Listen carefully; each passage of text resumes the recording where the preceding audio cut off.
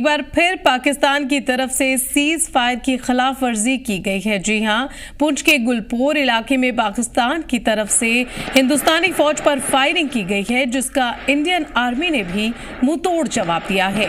जराये के मुताबिक इस फायरिंग में आर्मी का एक जवान जख्मी बताया जा रहा है और इसको लेकर मामूली इन्हें चोटें आई हैं और फायरिंग के बाद से ही इलाके में घेराबंदी कर पेट्रोलिंग की जा रही है।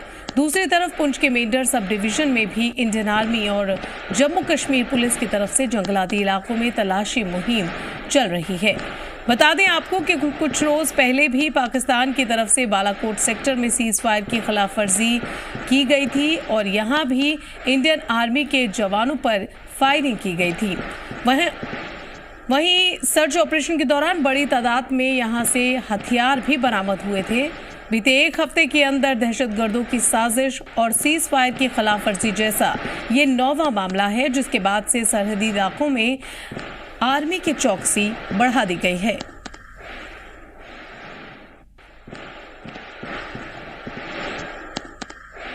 और इसी खबर पर ज्यादा जानकारी लेने के लिए हमारे साथ पुंछ से हमारे नुमाइंदा राही कपूर जुड़े हैं।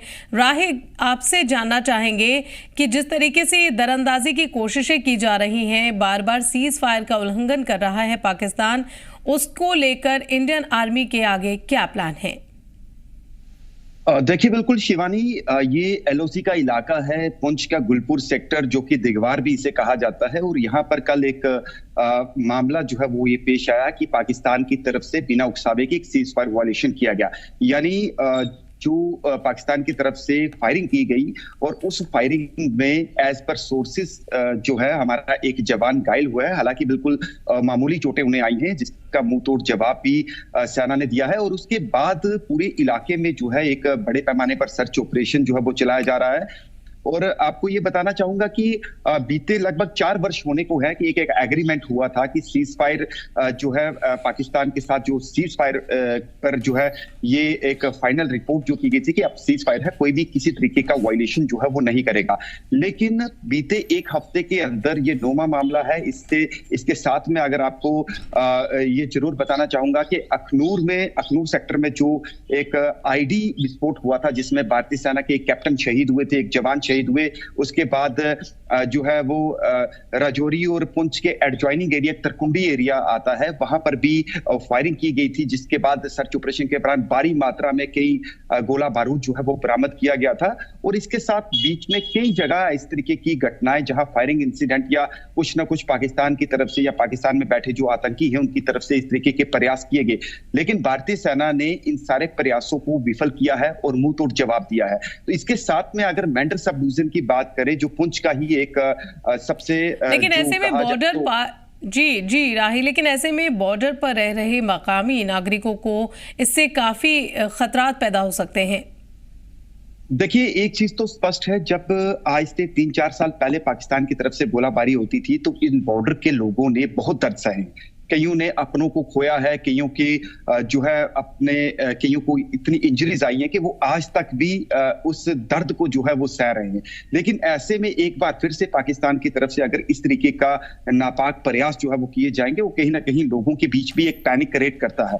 बहरहाल भारतीय सेना या फिर जो सिक्योरिटी फोर्सेस हैं जो बॉर्डरों पर तैनात हैं, जो एलओसी पर हमेशा दिन रात खड़ी हैं, उन पर यहाँ की अपनी आवाम को पूरा उन पर भरोसा है कि वो इस तरीके से अगर कोई प्रयास करेगा, बिना उकसावे के फायरिंग करेगा, तो उसको मुंह तोड़ जवाब जो है वो लगातार दिया जाएगा।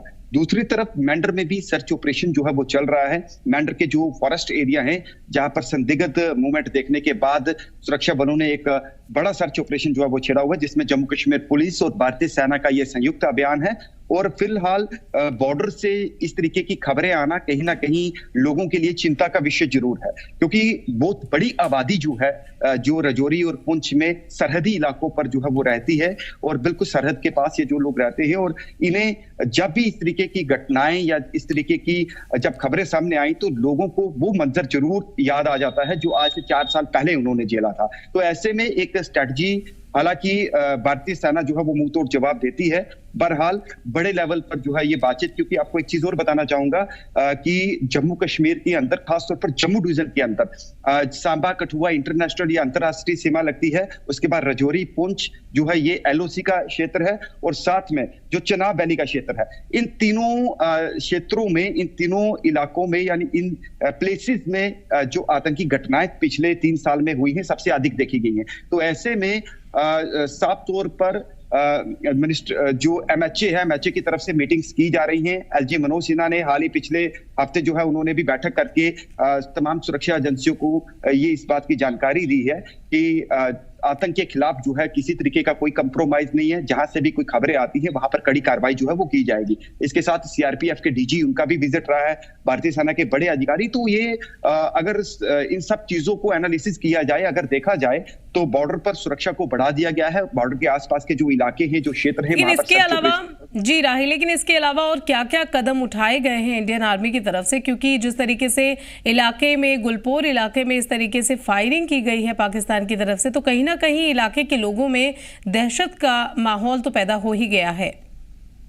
जी बिल्कुल, लोगों में दहशत तो रहती है, क्योंकि मैंने जैसे पहले भी जिक्र किया कि फायरिंग जब बॉर्डर पर होती है तो बॉर्डर के लोगों के लिए जो है वो मुश्किलें बढ़ जाती हैं।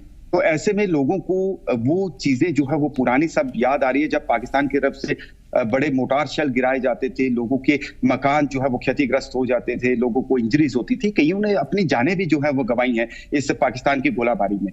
तो ऐसे में अभी तक तो उनकी जो हायर अप्स हैं उनकी तरफ से तो इस पूरी स्ट्रैटेजी को देखा जा रहा है, मॉनिटर किया जा रहा है। यदि इस तरीके का प्रयास अगर पाकिस्तान नहीं, अगर इसमें बाज आता है, इस तरीके के प्रयास लगातार करता है, तो उसका तोड़ जो है वो तरीके के साथ जो है भारतीय सेना उसका जवाब देती है। तो ऐसे में लोगों से भी सेना ने कहा कि आप आश्वस्त रहिए, बेफिक्र रहिए कि सेना हमेशा बॉर्डर के लोगों के साथ खड़ी है और आपको किसी तरीके की भी कोई दिक्कत नहीं आएगी। हालांकि अभी उस लेवल की कोई प्लानिंग तो सेट नहीं है। बहरहाल जो सिक्योरिटी मीटिंग्स हो रही हैं उनमें कुछ इनिशिएटिव जो है वो लिए गए हैं और आगे लिए भी जाएंगे, और लोगों के लिए कहीं ना कहीं ये पैनिक की सिचुएशन हो सकती है। बहरहाल लोग आज के समय में ये डट कर जो है वो इस तरीके की गोलाबारी का मुकाबला करते हैं, सेना के साथ हमेशा रहते हैं। तो अगर इस तरीके की कोई इन फ्यूचर या अगर कोई इस तरीके की समस्या या उनको कोई दिक्कत होगी तो उनके लिए ठोस कदम, वो चाहे एडमिनिस्ट्रेशन हो या फिर फोर्सेस हो, वो प्रॉपर तरीके से निकालेंगी।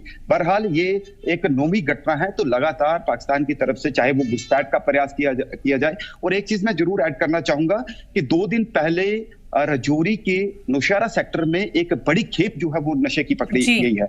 तो ये भी सीधा तौर पर नार्को टेररिज्म के साथ रिलेट होता है, यानी सीमा के उस पार जो आतंकी या जो हैंडलर बैठे हुए हैं वो किस तरीके से इन खेप के जरिए भारतीय सीमा की तरफ इस खेप को बेचकर यहाँ के यूथ को, यहाँ की आवाम को किस तरीके से डिस्टर्ब करना चाहते हैं, यहाँ की यूथ नशे की चपेट में आए। पर हर समय रहते हुए काफी सूझबूझ के साथ जो भारतीय सेना के वहां पर जवान हैं, जम्मू कश्मीर पुलिस, जितने भी एजेंसीज हैं, सिक्योरिटी एजेंसीज हैं, उनकी सूझबूझ से उनको एक बड़ी सफलता मिली है। 6.8 kg नारकोटिक्स जो है वो बड़ी मात्रा में बरामद किया गया है, जो अपने आप में एक बहुत बड़ा फिगर है। तो ऐसे में सीमा के उस पार से कोई भी गतिविधि, कोई भी एक्टिविटी या किस तरीके की भी अगर की जाएगी तो उसे कदे भी बर्दाश्त नहीं किया जाएगा, जिसका तौर तरीका सेना सुरक्षा बलों के है और वो अपना रहे। जी बिल्कुल राही, बहुत बहुत शुक्रिया आपका इस पूरी जानकारी के लिए।